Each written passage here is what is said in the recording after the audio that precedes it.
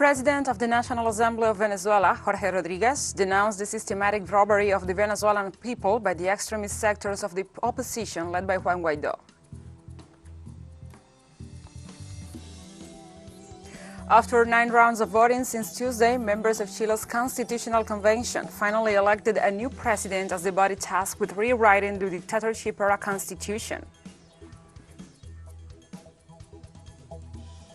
The Collective Security Treaty Organization is set to deploy peacekeeping troops to Kazakhstan, following a request by the president to assist the country in the face of a terrorist acts.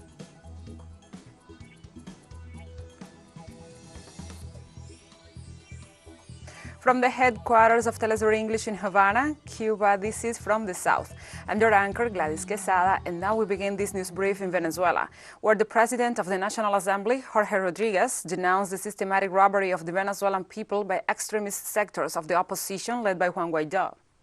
As part of the election and the installation of the new board of directors of the National Assembly this Wednesday, Rodriguez ordered the special commission led by lawmaker José Brito to investigate in depth the legal seizure of Venezuelan assets with the support of the U.S. sanctions carried out in the past few days. Rodriguez also pointed out that around $382 million were stolen between 2020 and 2021 by Guaidó and his supporters. Allegedly, several countries donated around $800 million in humanitarian aid to these sectors, and yet the Venezuelan government has not had access to a single cent.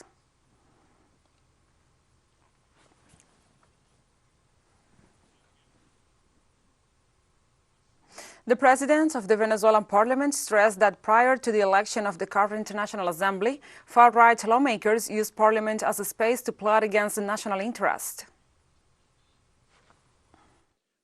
Because of brutal theft, because of calls for a military invasion of Venezuela, because of alliances with international criminal sectors, the alliances with Colombian drug trafficking, with Colombian paramilitaries, the signing of contracts with the United States, Canadian and Colombian mercenaries to promote an armed invasion of our coasts. All moves that can be considered part of a terrible nightmare were instigated by those who from this same space attempted to cause destruction.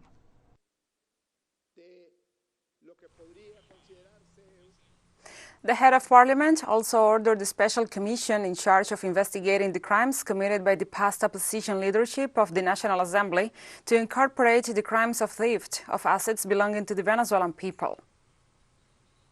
Today, before the people of Venezuela, I ordered this special commission, coordinated by lawmaker José Brito, to include, within 7 days' time, the crimes that were committed 2 days ago and to which the perpetrators themselves confessed.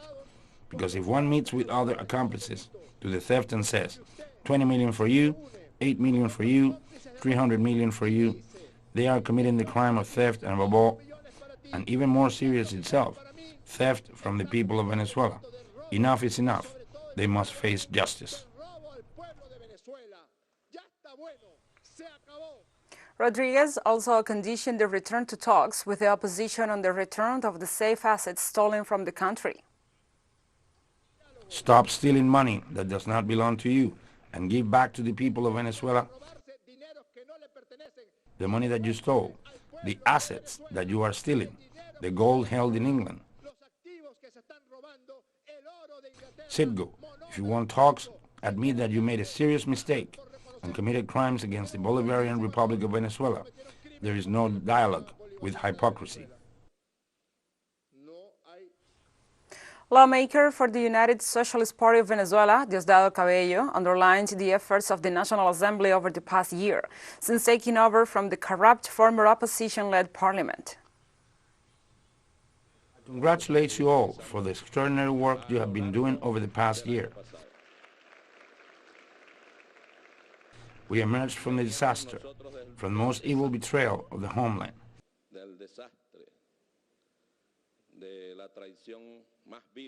From 5 years of darkness and evil at the National Assembly, the election came in which we were elected.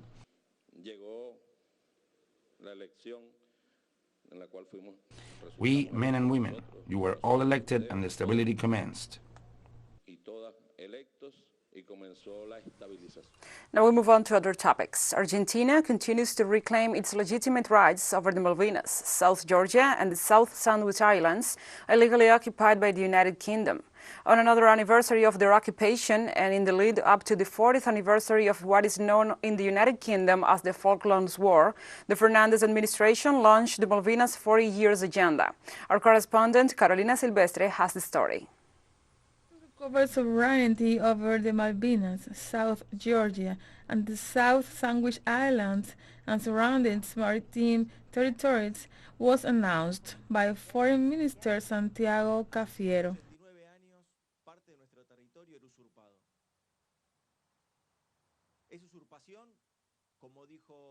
Different Argentine governments, with more or less intensity, with more emphasis, but the territory was always reclaimed. This demonstrates, above all, as international law supports, that Argentina, which then ended up enshrining it in the Constitution, in the constitutional reform of 1994, that this is inalienable, that it is an Argentine right, and that we must continue reclaiming our sovereignty over the Malvinas Islands. De que es imprescriptible, de que es un derecho argentino y que tenemos que seguir reclamando la soberanía de las Islas Malvinas. During the activity, the slogan, "The Malvinas Unite Us," was launched, and an image was presented as an element of message supporting this national cause.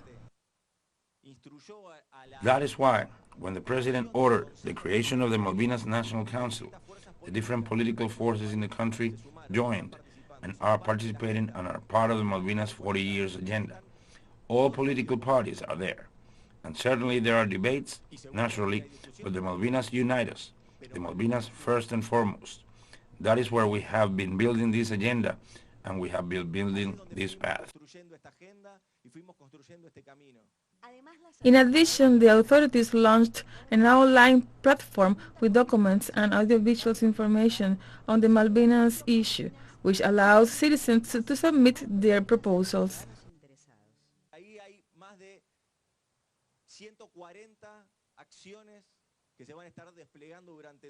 There are more than 140 actions that will be carried out throughout the year, and this process is still open to suggestions, because we always believe, the President ordered, that the Malvinas must unite us. The Malvinas must have this idea, and it must guide us all, where there are no impositions, where each sector, each organization, each body can express what they want to honor the fallen, the relatives, to link the Malvinas not only with the past and the present, but also with the future.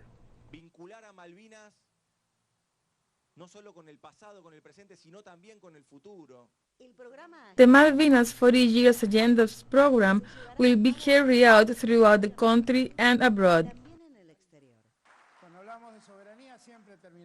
When we talk about sovereignty, we always end up talking about the Malvinas, because our territorial sovereignty is ruptured, broken, tarnished. May no one ever rob us of our love for the Malvinas. May no one ever take away the right we have over that land.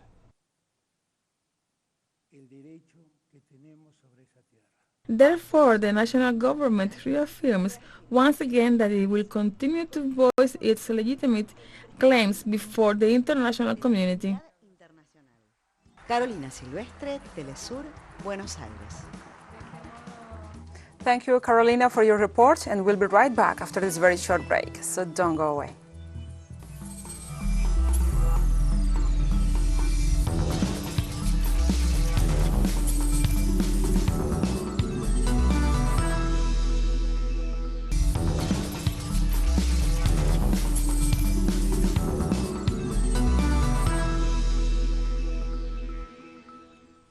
Welcome back.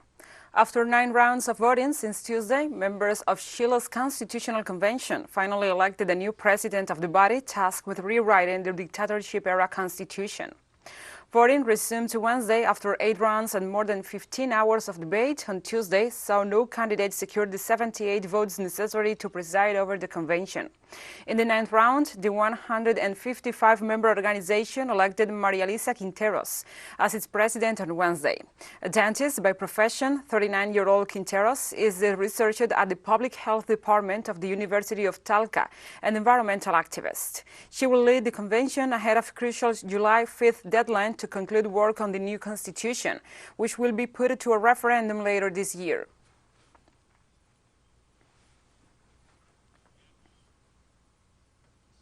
And Palestinians paraded through the streets of Gaza City on Wednesday, a day after a Palestinian prisoner close to death ended his hunger strike, following a commitment by the occupying Israeli regime to his eventual release. Members of the Palestinian Islamic Jihad movement held a military parade to celebrate the release and reiterate their commitment to resist the Israeli occupation's crimes. Hisham Abu Huwash, a 40-year-old member of the movement, began refusing food in August to protest Israel holding him without charges or trial under the internationally condemned practice of administrative detention, by which the occupying regime arrests and holds Palestinians indefinitely without allowing them to view the charges or evidence against them. Under the agreement, Israel committed to releasing Hawash by February 26 in return for him ending his 141-day hunger strike.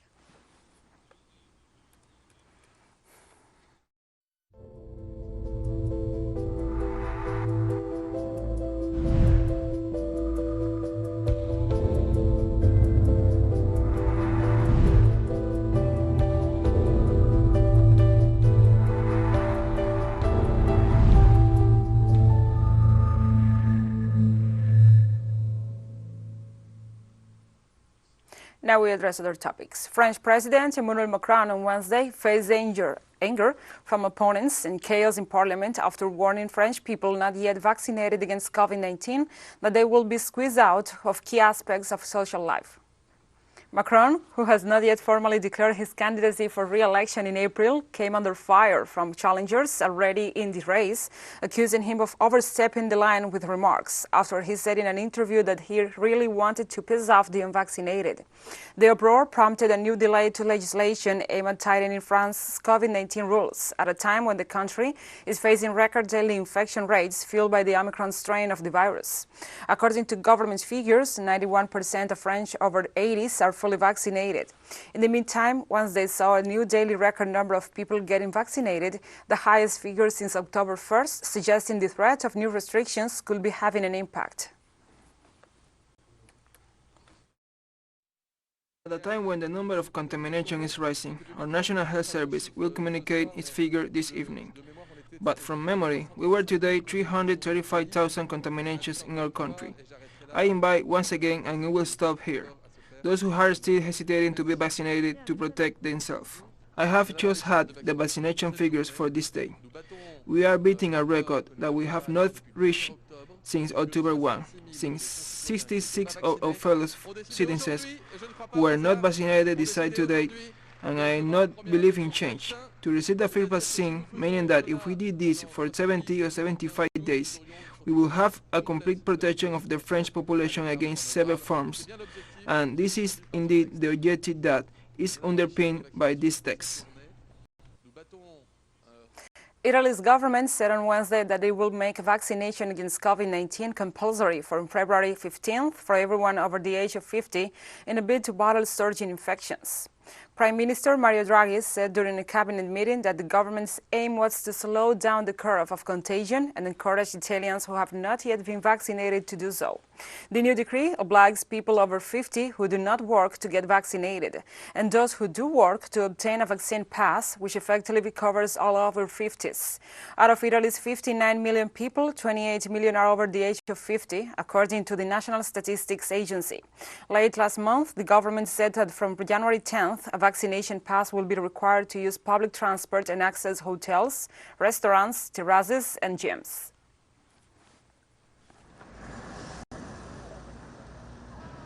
I received all the 3 doses of the vaccine, and I think we should be grateful that the National Health Service can vaccinate us for free, not only for ourselves, but also for the rest of the population. Even though it wasn't mandatory, we vaccinated ourselves. If it is the only solution, let's get vaccinated, even if it is mandatory. I think that mandatory vaccination should be extended to everyone, or at least to all adults. So I see it positively. And we have more stories coming up after this final short break, so stay with us.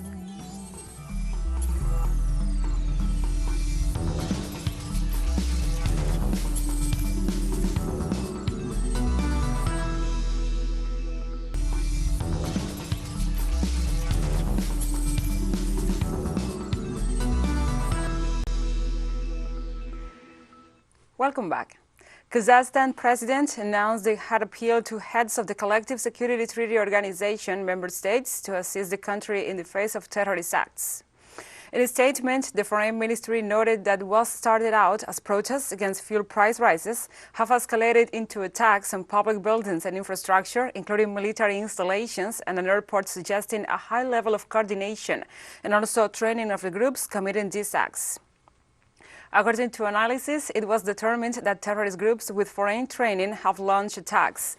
A state of emergency has been declared across the country, while the current chairman of the Collective Security Council, Armenian Prime Minister Nikol Pashinyan, announced the decision to deploy peacekeeping forces to Kazakhstan in response to the request for support.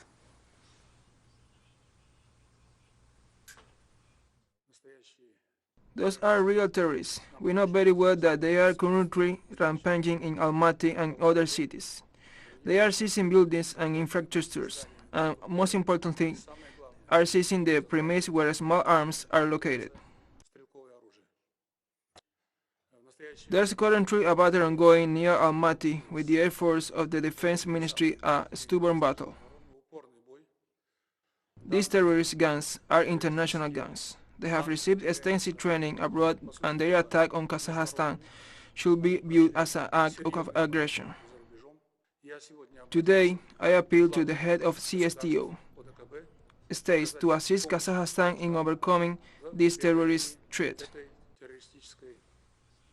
Neighboring Russia has reacted to the ongoing unrest in Kazakhstan, warning against any foreign interference in the internal affairs of the Central Asian nation. On Wednesday, Kremlin spokesperson Dmitry Peskov said that Kazakhstan could solve its own problems and it was important that no one interfered from the outside. He also urged dialogue in the country as unprecedented unrest spun out of control over a fuel price increase. In addition, Russia's foreign ministry said in a statement that it was closely monitoring the situation in its southern neighbor and also counting on the soonest possible normalization of the situation.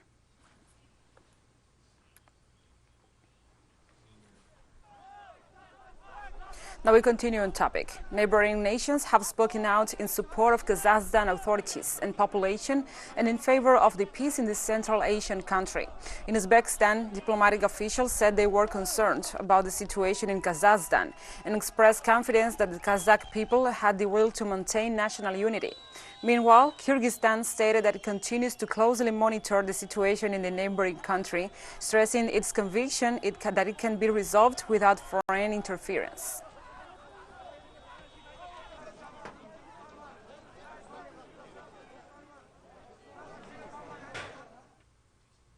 And the United Nations call on both political leaders and opponents in Kazakhstan to exercise restraint amid rising tensions and protests in the country. Spokesperson Stefan Dujarric said that the UN was monitoring the situation closely. Despite the resignation of the government and the announcement of state regulation of fuel and food prices, a moratorium of rising utility rates, as well as rent subsidies for the most vulnerable, the violent protests have escalated.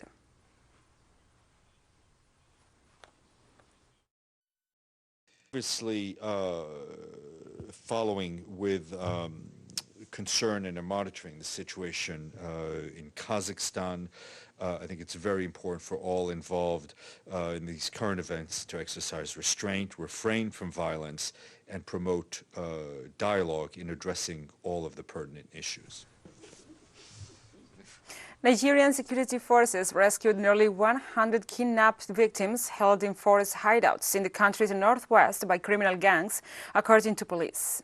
Nigeria's police and army have been cracking down on heavily armed groups known locally as bandits in recent months, who target villages and communities mostly in central and northwestern states for looting raids and mass abductions for ransom. In one operation on Monday, police rescued 68 victims held in camps in an area of Zamfara state with the help of former bandits turned informants. Those victims, including men, women and children, had been held for more than 3 months, Zamfara police state said. In a separate operation, police freed another 29 victims from the Kunchin Kalgo forest in the same state, where they will be held for 60 days.